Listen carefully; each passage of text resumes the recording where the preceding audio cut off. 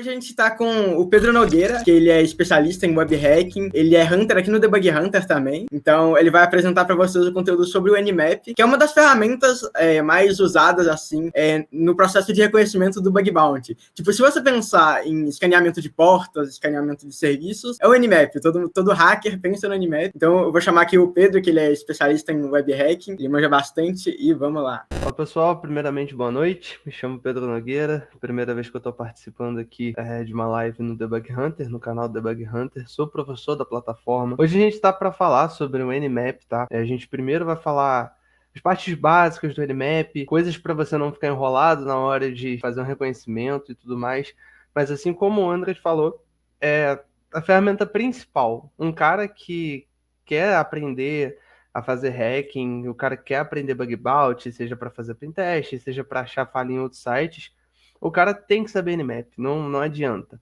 A menos que tu construa o teu próprio Nmap, não tem como fugir muito disso. O Nmap é uma ferramenta completa, eu costumo dizer que ela é um canivete suíço, porque ela tem, sei lá, desde reconhecimento de serviços, de portas, até reconhecimento de falhas. Sim, ela já consegue te ajudar a nível de, por exemplo, eu quero saber se, agora trazendo mais para a parte do pentest, tá? Só para dar um exemplo, se tem um Windows vulnerável na minha rede, ele vai descobrir aquilo ali para você. Quero saber se aquele site ali está vulnerável a algum problema do Apache numa versão tal. Ele também consegue descobrir para você. Isso tudo graças aos scripts que ele já tem pré-programado na própria raiz do Nmap. Tem alguns scripts de terceiros também que vocês conseguem instalar.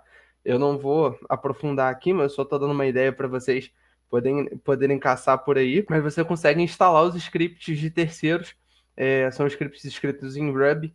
E você consegue ter mais gamas de ferramentas ali utilizando o Nmap. A gente fala que o Nmap é muito importante, devaneia sobre isso, mas tem muita gente que sabe rodar o Nmap só do jeito normal, que digita o Nmap lá, o endereço que quer fazer, toda a consulta e pronto, acabou. O que ele trouxe de resultado ali para tu é o que tu tem na mão e é o que tu vai trabalhar com aquilo ali. Só que a gente tem vários parâmetros, vários jeitos de trabalhar com o Nmap e cada vez que a gente vai juntando essas partes, a gente consegue transformar em um relatório melhor, tanto para a gente trabalhar, quanto para a gente também entregar na hora, seja um relatório de pentest para um bug bounty ou seja um relatório para uma empresa que você esteja fazendo. Então, um relatório bem feito, a gente pode já começar a partir dele do Nmap. Então, já começa ali no reconhecimento, na primeira ferramenta que tu vai rodar, e ela já é perfeita para a gente poder fazer isso. Vou compartilhar a tela aqui com vocês. Primeira coisa que a gente faz no Nmap, né, que nem eu estava falando para vocês, que é a análise pura do Nmap, que é onde a gente coloca o Nmap e o endereço que a gente quer fazer o scan. Se você está preocupado, eu vou fazer esse scan do Nmap no site do Facebook, eu posso ser preso. Sim, você pode ser preso com uma consulta ilegal, mas como a gente está falando aqui de pentest, de bug bounty, então se você já tem um site que você esteja em mente, eu quero fazer pentest nessa URL aqui, quero fazer um hack nessa URL aqui, que está no escopo do bug bounty aqui que eu posso tentar. Você pode fazer nela. Só que eu sempre aconselho o pessoal a fazer na URL do próprio Nmap. Por quê? Quando a gente está aprendendo, a gente precisa entender como é que funcionam certas coisas dentro de uma ferramenta. Então, esse site aqui, ele vai ter várias tocas do coelho, várias coisas para te mostrar, várias flags, que são de propósito justamente para você entender o funcionamento do Nmap. Então, o site, vou digitar ele aqui para vocês, é scami.nmap.org, tá? Então a gente vai utilizar ele aqui. Tem algumas coisas que não funcionam, mas aí eu vou conversando com vocês durante esse vídeo aqui. Beleza? Então, primeira coisa que a gente vai fazer para rodar um Nmap purão é o Nmap e a URL que a gente quer rodar, tá? A gente vai rodar aqui, vai ver o que ele traz para a gente, depois a gente vai direto no help dele aqui e já entende como funcionam melhor as coisas e eu vou dando algumas dicas para vocês no meio do caminho. São alguns números aqui que eu vou pedir para vocês guardarem. Ele filtrou, na verdade, ele fez de 1000 portas escaneadas, ele achou 4 abertas, né? 1, 2, 3, 4, e 996 fechadas, beleza? Então aqui a gente já sabe que ele filtrou 1000 portas nessa pesquisa padrão dele, beleza? Filtrou 22, 80, 9929, 31, 33, 7 e são as coisas que ele trouxe, beleza? Agora eu vou abrir o help dele aqui, tá? A gente pode dar um "-h", ou a gente pode dar um "man nmap", mas eu aconselho vocês a darem um "-h", para ele mostrar aqui já para vocês. Bom, eu vou falando algumas coisas aqui e já vou comparando com a primeira coisa que a gente já fez lá em cima, que foi o scan puro dele, beleza? Primeira coisa aqui, tem algumas coisas que eu vou pular de propósito, justamente porque eu acho que não é o foco dessa aula aqui, senão a gente vai ficar devagando nisso daqui por muito tempo. Esse L aqui é um cara legal da gente aprender. O porquê que ele é legal da gente aprender? Digamos, tá? Um caso hipotético, mas isso acontece muito, eu utilizo muito, que você ganha uma lista. Por exemplo, no site da HackerOne você tem lá, ó, esses hosts aqui você pode fazer o scan nele. Então você pode copiar aquilo ali, colocar num arquivo, utilizar o parâmetro "-il", tá? A gente vai fazendo aqui, decorrendo, mas só para dar uma ideia para vocês, a gente utiliza o "-il", e ele lê um arquivo TXT, por exemplo, tá? O IR é quando eu estou fazendo dentro de uma rede. Então, por exemplo, eu estou fazendo um pentest, agora já puxado mais para pentest empresarial, estou dentro de uma rede, eu sei que essa rede tem 254 dispositivos, tá? Então, eu não quero ir de 1 a 1, eu quero escolher 5 e eu quero que você teste aleatoriamente nesses 5.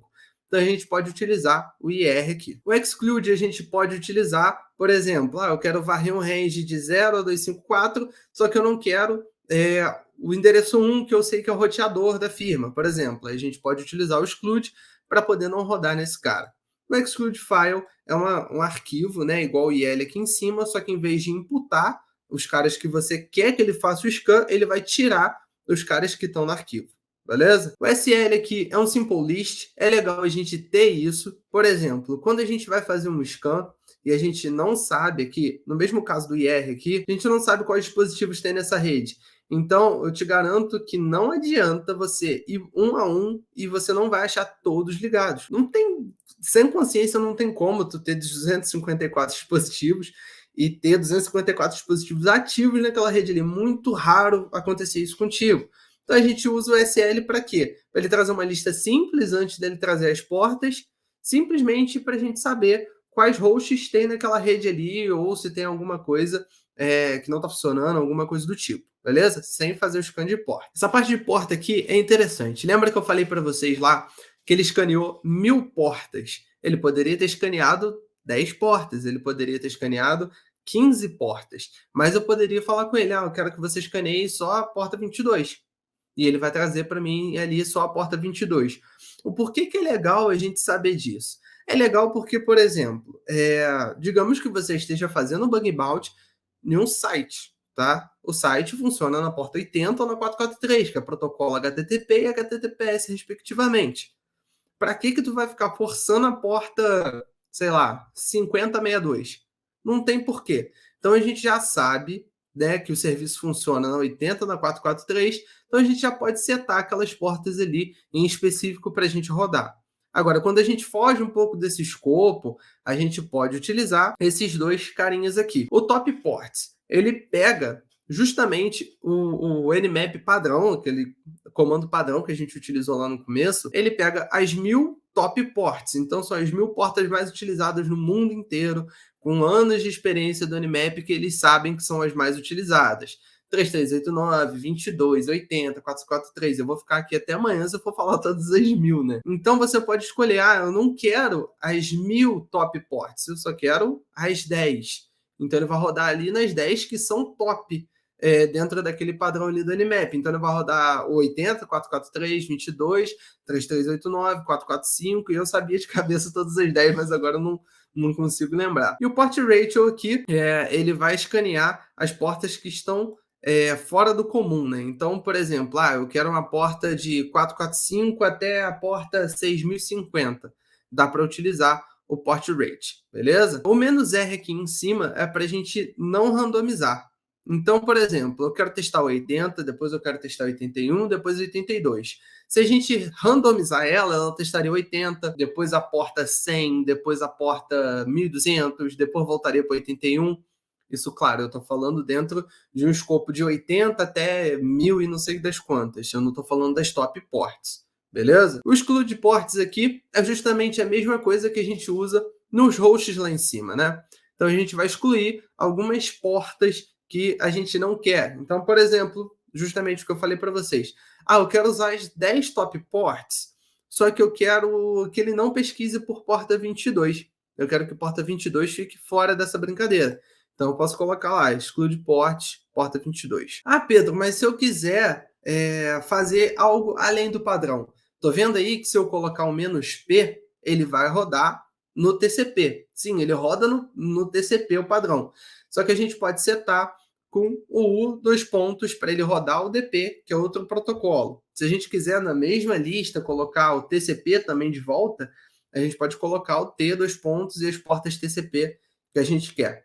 Beleza? Agora, falando mais um pouco sobre serviços, a gente tem aqui embaixo a parte de show version, tá? Então, esse show version aqui vai trazer para a gente qual a versão que está rodando determinado serviço. Em alguns casos, você consegue até descobrir, por exemplo, a versão do PHP que está rodando aquele site. Então, sei lá, eu sei que o PHP 7.1 tem uma vulnerabilidade de file include, por exemplo. Então, posso tentar ver qual a versão. Se estiver na 7.1, eu vou forçar em cima daquele file include ali, até achar alguma coisa, claro, se ninguém tratou. E aqui embaixo tem a parte dos scripts, que eu já vou deixar mais para a próxima aula, quando a gente tiver, porque é um assunto mais denso, um assunto mais complexo, é um assunto mais legal de se trabalhar com calma, tá? Então, por isso que eu vou deixar para a segunda parte. A parte do "-o" é legal também, porque você consegue identificar o sistema operacional, tá? Então, eu vou saber se ele está rodando Linux. Se ele estiver rodando Linux, qual versão do Linux que ele está rodando. Em alguns casos, ele traz até a versão do kernel para gente, que a gente sabe que tem muito kernel vulnerável por aí, beleza? Tem a parte aqui que tem uma galera que usa, tá? Se você estiver fazendo um scan numa rede que é IPv6 e você quiser habilitar IPv6, você usa um "-6", tá? E aqui, por último, tem o carinha que todo mundo gosta de colocar ele na hora que tá fazendo ali os testes, sempre coloca um "-a". Por quê?